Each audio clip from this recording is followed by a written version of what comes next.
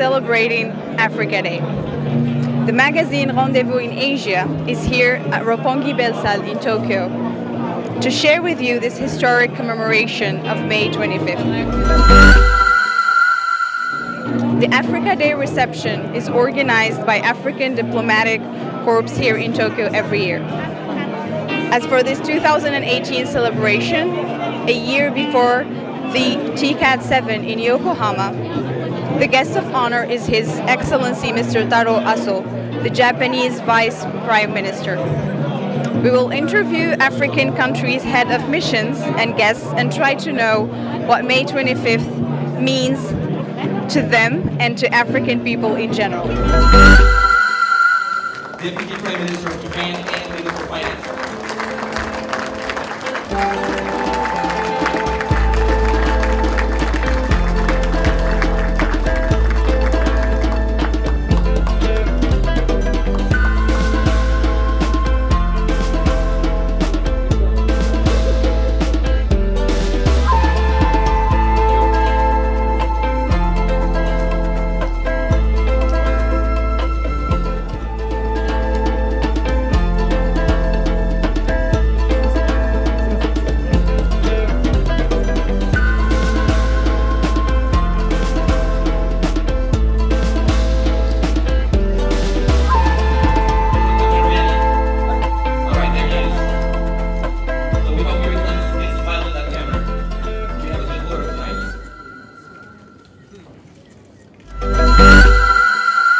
Good evening, Your Excellency.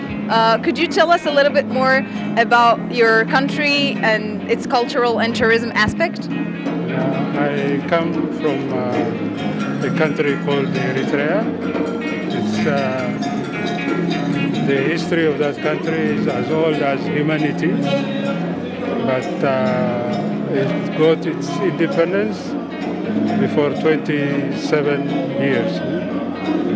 So yesterday we celebrated our Independence Day also. It's a country located in the Horn of Africa on the Red Sea coast. We have survived and lived in the middle of the Greek civilization, the Roman civilization, and the Persian civilization. We have always lived for the last thousands of years among these two big civilizations. So we have footprints of these civilizations, also our own African civilization, which dates back centuries. As you know, the pyramids and all that culture expands all the way to that coast. And we have been part of we were Italian colony, so we have Italian influence also in our culture. We were Turkish colony for 300 years, so we have Turkish influence in that country.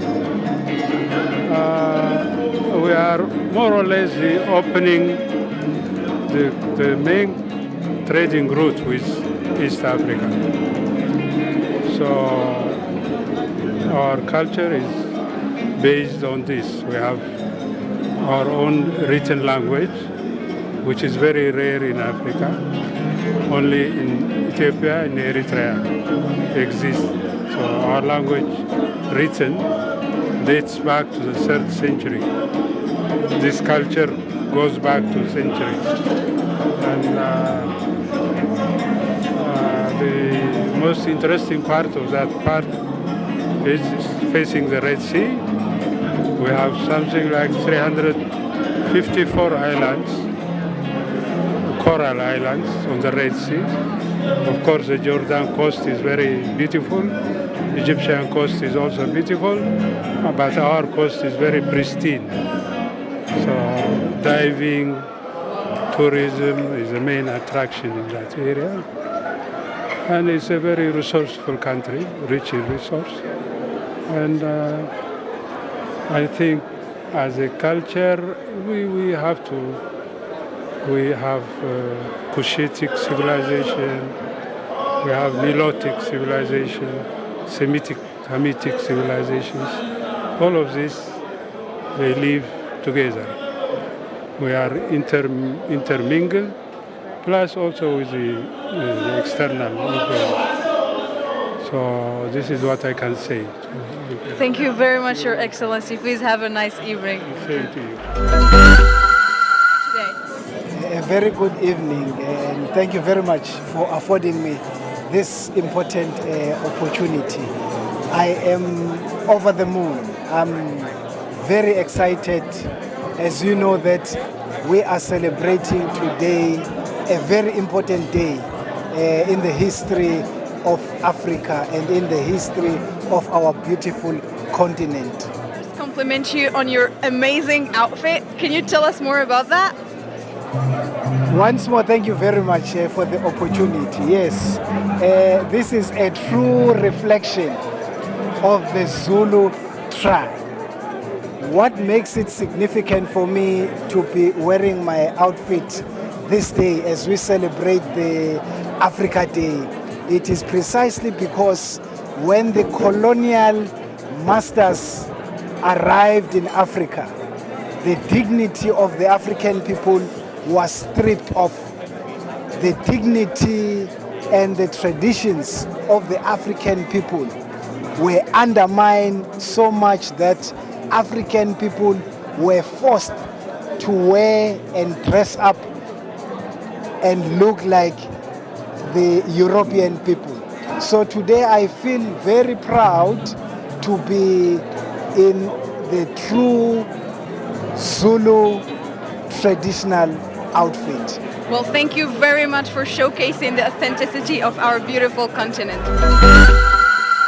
Africa Day celebration in Japan is nicely organized and quite select and really, really nice. And my question is, what do you think about the idea of opening this Africa Day celebration to a large public and involve more African communities and more Japanese people? Yes, you are asking a very important question, and I must say to you, people-to-people relations is critical and very important, and we are looking toward ensuring that we broaden our scope to ensure that we reach to the level of the people of Japan. And I must also assure you that with the event that we will be hosting on the 16th and the 17th of June, which is the event on Imano Africa, it is a true reflection of what we are aiming in the future to get to reach to the level of the Japanese people. So we are looking forward to have the Africa Day reception celebration reaching the level of the people of Japan. Well, thank you very much, and we're very much looking forward to that event. And speaking of events, the 7th edition of TICAD, the Tokyo International Conference on Africa Development, is coming next year. And concretely, what can we expect from it, as some promises from the previous summit in Kenya are still pending? Once more, I must say, we are looking forward to the TICAD 7, which will be hosted by the city of Yokohama. Equally, it is important for me to say that we are grateful for the commitments which were made during the TICAD 6 in Kenya, Nairobi in 2016.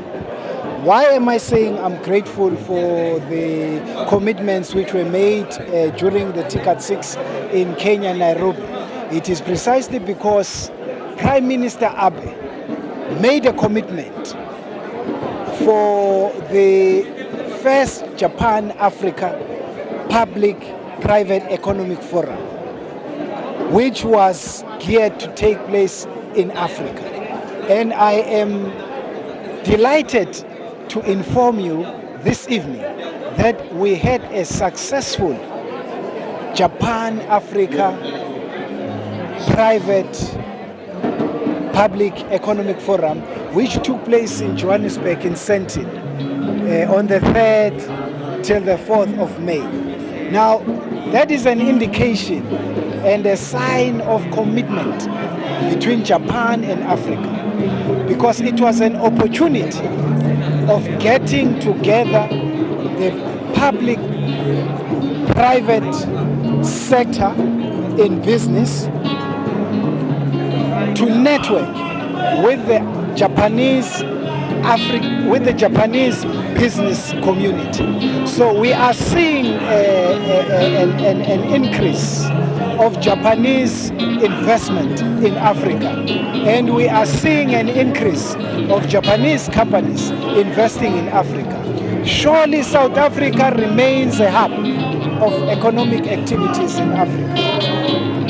South Africa also remains the gateway to Africa. So we are grateful that the first Japan-Africa private public economic forum took place in South Africa. It was not only for the interest of South Africa, but it was for the interest of the African continent.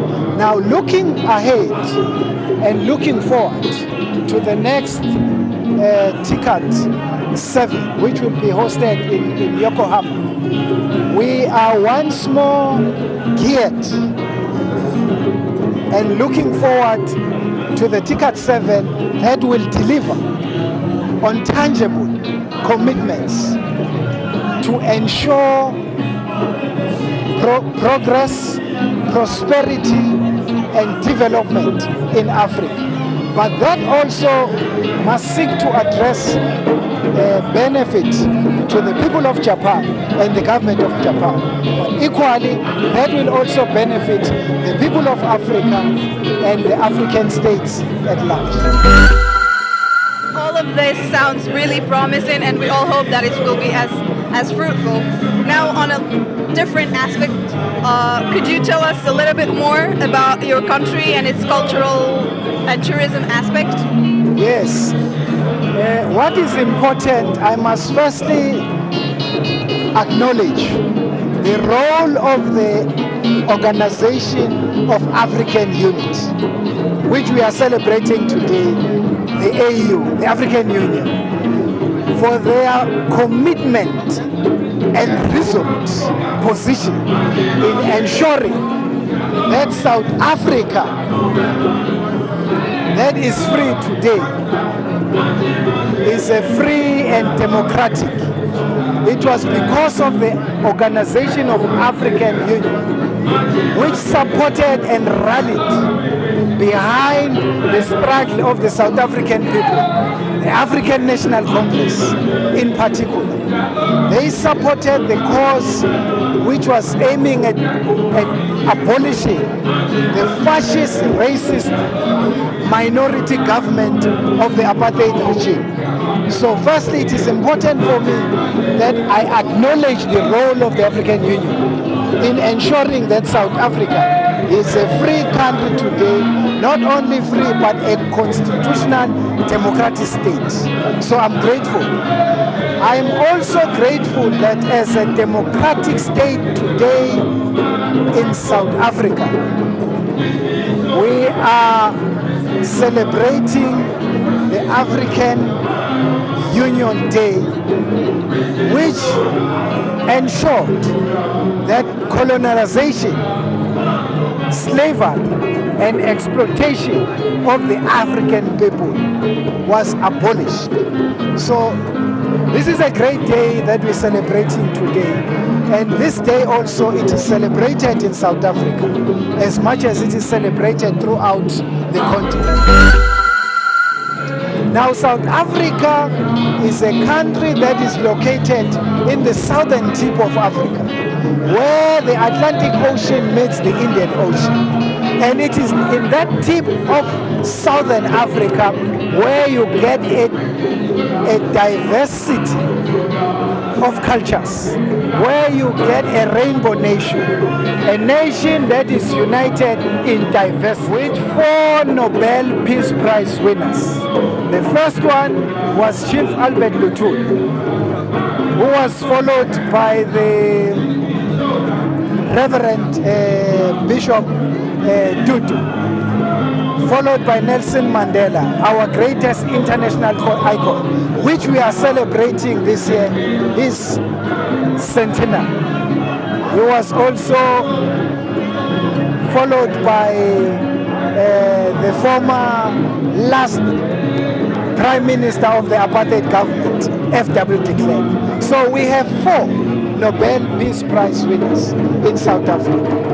We pride ourselves with the achievements which in the past 23 years as South Africa we have managed to uplift the standard of living of the people of South Africa, in particular the previously marginalized African people.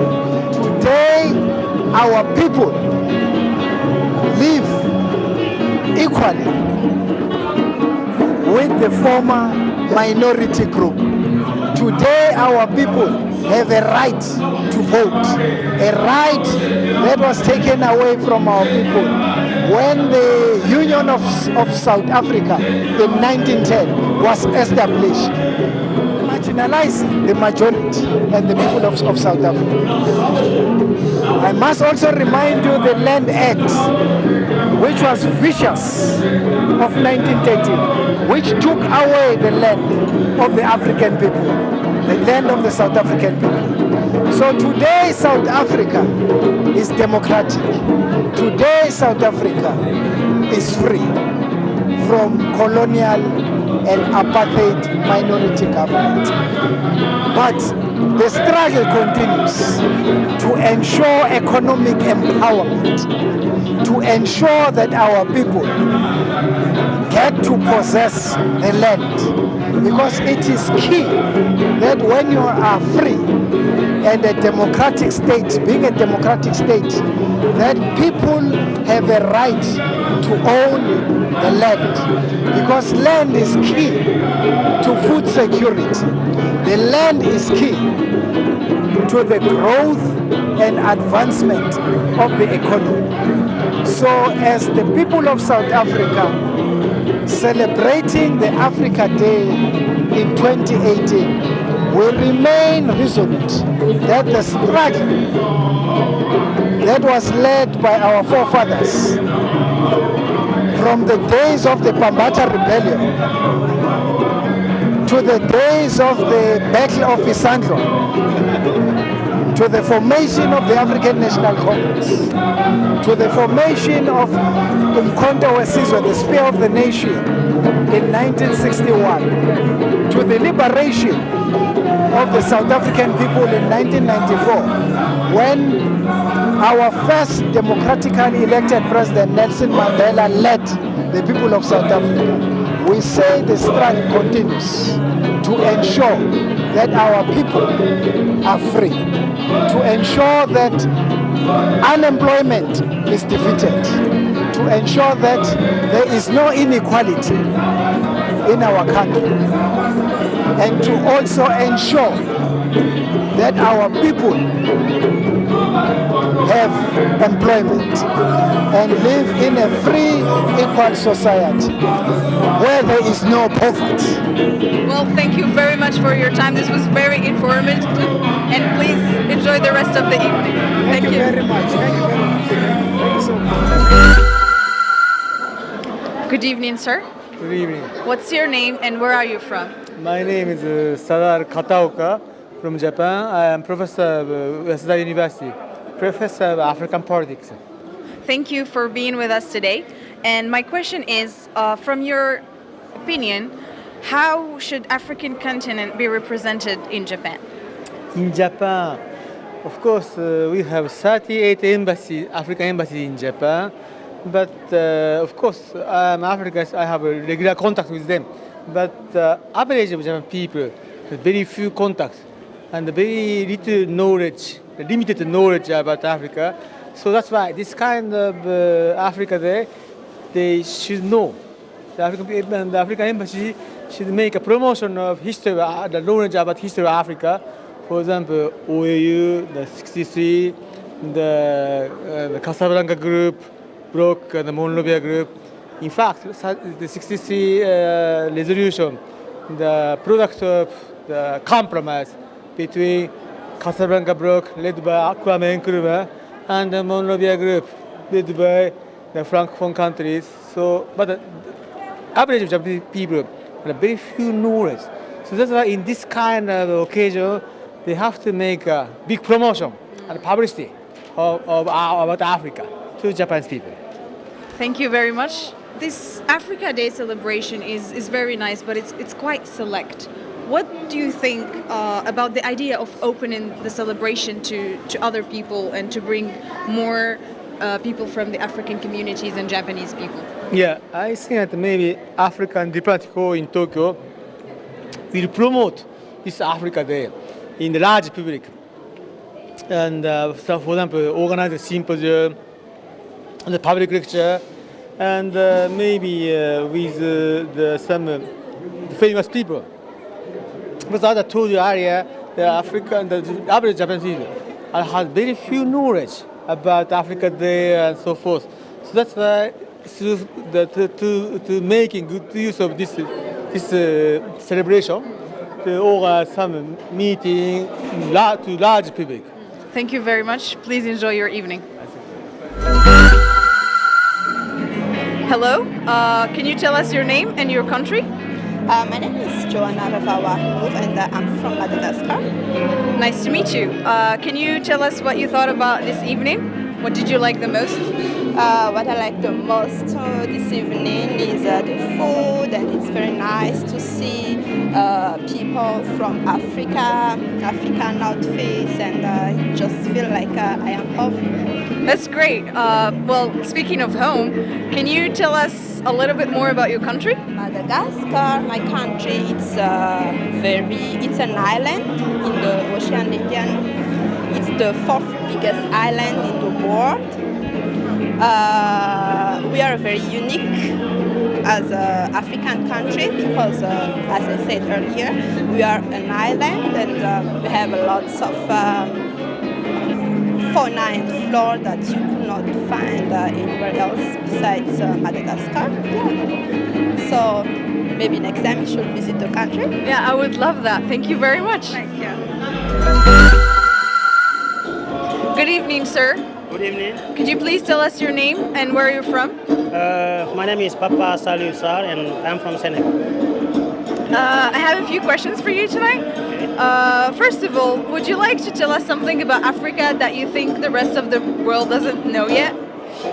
Okay, that's a very interesting question. Like when I was in Africa, especially in Senegal, I thought because I was very much interested into knowing what is happening outside Senegal and outside Africa, and I could really learn a lot. But coming to Japan, I realized that not only Japanese, but many people I meet in Japan, there are so many things that they don't know in Africa, about Africa. And the general information or the general question they ask you is about how hot it is, you have many animals, and maybe there is a lot of poverty and so on. But yes, that is a stereotype that Africa is having still, but many people don't know that things are really moving. You go to Rwanda, for example, those people are really working hard to change things. I can also take an example like in Botswana. You go also in Mauritius. So there are so many countries in Africa where they are having a very good policy and things are changing forward. So another thing that maybe people don't know about Africa is maybe many people think it's one country. You will talk to them, so they will ask you a question. Even if you are from Morocco, they will ask you a question and want you to answer on things going on in Eritrea. So just want to tell that Africa is not a country, it's a continent of 54 countries. There's very much diversity. Even in the same country, you have many ethnic people, ethnic groups, and a lot of culture and very interesting cultures. But the thing is, maybe many people are not really getting that. Yeah, I think I kind of agree with you. A lot of people still haven't gotten that so message. Many things, but that are a very small example that I want to say. Well, speaking of that, like I think you feel some sort of responsibility of like showing the real image of Africa, and in that context, what as a diaspora of Japan, what kind of contributions do you bring to highlight our continent, that is Africa, here? Okay, that's a very interesting question. Like when I was in Japan, like I came here 12 years ago as a student, and I was in Fukuoka in Kyushu University. So there, because of this those questions coming on very oftenly, so I tried to approach my African fellow and ask them, why don't we try to create an association of African living in Fukuoka? And then I was the initiator, and then we could make an African association there. And we had many events. Every year we had an annual plan, and then we are like having activities and inviting Japanese people, not only Japanese people, but also other like foreign friends, so that they can know how diverse Africa is and how interesting it is, and a lot of cultures going on.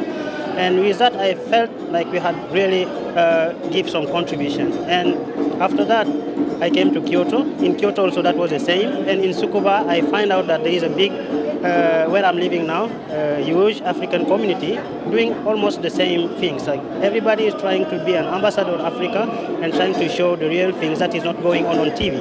Because TV usually don't show so many interesting things happening there. So this is something. And another thing is, I often go invited as lecturer in some universities or in high school.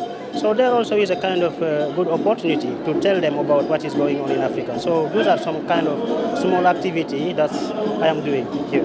Thank you very much, and please enjoy the rest of the evening. Thank you very much.